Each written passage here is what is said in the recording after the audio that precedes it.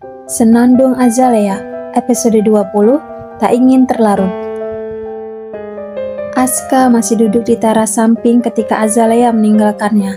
Tadinya ia ingin bersama dengan Azalea naik ke kamar. Namun, kalau mereka berjalan beriringan akan terasa aneh, akan terasa seperti sepasang suami istri pada umumnya. Aska pun memilih menunggu di teras. Mungkin saja Azalea juga akan merasa tidak nyaman.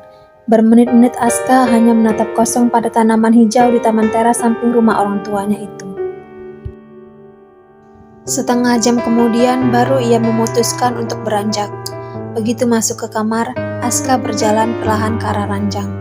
Azalea telah pulas di bawah selimut tebal. Masih berdiri di sisi ranjang, Aska memandangi wajah istrinya itu lekat. Pandangannya beralih ke rambut lurus Azalea yang tergerai.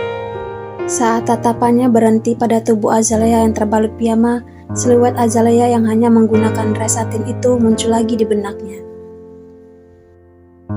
Aska segera menghalau bayangan tersebut, lantas berjalan menuju sofa panjang.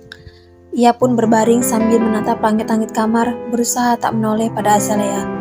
"Good night, Azalea," gumam Aska pelan, kemudian ia mencoba untuk tidur.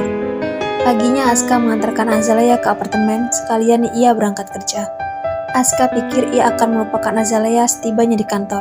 Nyatanya tidak. Di sela kesibukannya bekerja, Aska terbayang lagi akan malam itu. Hangat dan lembut bibir Azalea bahkan masih bisa dirasakannya hingga kini. Kenapa ciuman dengan Azalea bisa membuatnya terkenang hingga berhari-hari? Ada sesuatu yang tak ia mengerti. Aska bersandar dan memejamkan matanya. Sungguh Azalea tak boleh menguasai pikirannya. Itu hanya ciuman biasa, bukan cinta. Sudah pasti bukan cinta kan? Aska berusaha meyakinkan dirinya sendiri. Ketika Aska membuka matanya lagi, bayangan Azalea belum juga hilang. Untuk mengalihkan pikiran, ia memutuskan untuk menelepon Ilona dan mengajak wanita itu makan siang nanti. Bersama Ilona pasti akan menyenangkan dan dia bisa melupakan pikirannya tentang Azalea. "Aska," panggil Ilona ketika mereka sudah berada di sebuah kafe saat makan siang. Aska menoleh pada Ilona sekilas, lalu fokus pada makanannya lagi. "Menurut kamu, gimana kalau aku mengajukan pada atasanku agar Lumini Fresh Tech jadi vendor untuk perusahaanmu lagi?" tanya Ilona. Aska mengerutkan kening sebelum menjawab. "Saat ini kami masih melakukan kerjasama dengan vendor lain, Ilona. Masih lama kontraknya, sekitar setahun lagi, tapi kemungkinan akan kami perpanjang." "Jangan perpanjang dong, kalau bisa kami percepat masa kontraknya. Maksudku, kalau Lumini Fresh Tech jadi vendor perusahaanmu, kita kan jadi sering bertemu nanti," ujar Ilona. Aska meneguk minumannya lalu berkata, "Tidak bisa, Ilona. Sebagai seorang profesional kamu tahu sendiri itu tidak etis. Lagi pula, sekarang ini kita kan juga bisa sering bertemu." Ilona hanya menghela napas mendengar perkataan Aska. Akhirnya Ilona mengangguk dan menyelesaikan makannya. Walaupun kadang mereka makan siang bersama, rasanya Ilona ingin memiliki waktu yang lebih banyak bersama Aska. Seperti dulu saat mereka masih berpacaran dan Aska belum menikah. Kini entah sampai kapan ia harus sabar menunggu hingga pernikahan Aska dan Azalea berakhir. Ilona tak bisa menjawab pertanyaan itu. Setibanya di apartemen, Aska mendapati Azalea sedang berada di dapur. Hubungannya dengan Azalea mulai membaik. Aska memutuskan mulai sekarang akan makan masakan yang disiapkan oleh Azalea.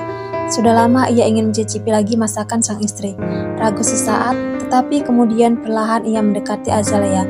Wangi masakan menguar seiring langkahnya yang semakin dekat. Azalea menoleh sekilas pada Aska, lalu kembali sibuk dengan masakannya di atas kompor. "Azalea, kamu masak apa?" tanya Aska. "Oh, ini cuma menghangatkan daging sapi lada hitam yang saya masak tadi sore," jawab Azalea sambil mematikan kompornya. Azalea memang lebih suka menghangatkan masakan langsung menggunakan kompor daripada microwave. "Saya mau makan," kata Aska pelan dan ragu. "Tapi saya cuma masak daging sapi lada hitam ini, nggak apa-apa." "Atau kamu mau pesan delivery saja?" tawar Azalea. "Nggak usah, itu saja," saut Aska sambil menunjuk daging sapi lada hitam yang telah dihangatkan oleh Azalea. Azalea menatap Aska sejenak. Belakangan dia sudah tak menyiapkan makan malam untuk Aska secara khusus. Kenapa sekarang Aska justru ingin makan masakannya? Namun Azalea tak mau menanyakan hal itu. Ya sudah, kamu mandi dan ganti baju dulu, biar saya siapkan dan masak sayur sedikit, ujar Azalea. Enggak apa-apa Azalea, daging sapi lada hitam itu saja, saya nggak mau merepotkan kamu masak sayur lagi, kata Aska. It's okay, nggak repot kok. Terima kasih, Aska tersenyum. Setelah selesai mandi, Aska melihat Azalea baru saja selesai menghidangkan masakannya di meja makan. Selain sapi lada hitam tadi, Azalea juga telah menyediakan ayam goreng, serta brokoli dan wortel kukus. Azalea berdeham, Aska, kalau sudah selesai makan, piringnya taruh saja ya. Tidak apa-apa, nanti biar saya cuci. Saya saja yang mencuci nanti, sahut Aska. Azalea mengangguk mendengarnya, lantas berbalik ingin beranjak. Kamu mau kemana? Nggak makan dulu? Tanya Aska. Hampir saja dia meraih pergelangan tangan Azalea. Saya sudah makan tadi, kamu makan saja. Aska hanya bisa mengangguk pasrah mendengar jawaban Azalea. Ia memandangnya Azalea hingga berlalu. Maksud hati Aska ingin makan masakan Azalea dan ditemani juga oleh istrinya itu. Namun, ternyata Azalea tidak mengerti maksudnya. Apakah aku harus mengatakan secara langsung bahwa aku ingin makan bersamanya? Aska bertanya dalam hati. Sejenak Aska berpikir, bagaimana cara mengatakannya? Bukankah ia memang tak boleh menghabiskan banyak waktu bersama Azalea? Aska tak boleh memiliki quality time bersama Azalea yang hanya akan memperkeruh semuanya. Akhirnya Aska pun duduk sendiri di kursi makan dan mulai menikmati masakan yang dihidangkan oleh Azalea tadi. Hanya menu sederhana, tetapi entah kenapa bisa membuatnya makan dengan lahap. Aska teringat lagi pada pembicaraan para stafnya waktu itu yang bilang bahwa makanan atau minuman yang disiapkan oleh istri akan terasa berkali lipat enaknya. Apakah karena itu masakan Azalea terasa sangat nikmat di lidahnya? Aska menggeleng dan bergumam, omong kosong, aku makan lahap pasti karena aku lapar. Itu saja, tidak lebih.